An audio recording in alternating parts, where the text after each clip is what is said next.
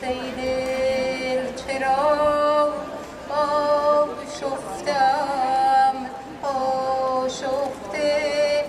این قصه ها که گفتنی ناگفتم ناگفته ترکم نکن زجرم نده ای دل نگفته بهتر این قصه ها رنج آوره ای دل نگفته بهتر برو دست روی این دلم نذار غم من حساب نداره چشمایی که چون دریا بشه شب و دیگه خواب نداره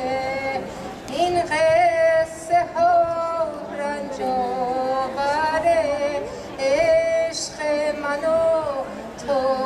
مشکله داغم نکن زجرم نده ای دل نهفته بهتر این قصه ها رنج آوره ای دل نگفته بهتر بنفشه دریا کنار اومد بنفشه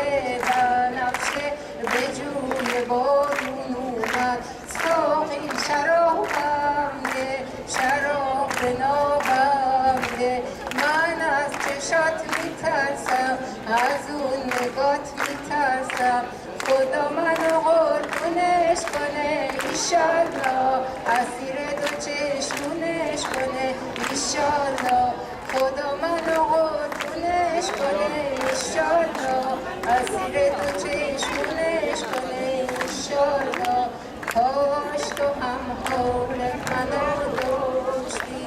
سینه ای از دین جدا داشتی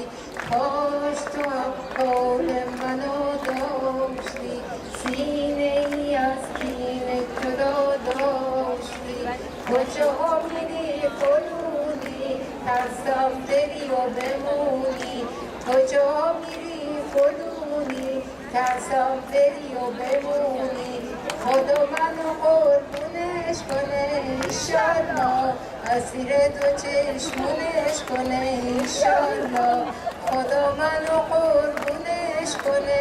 ایشالله اسیر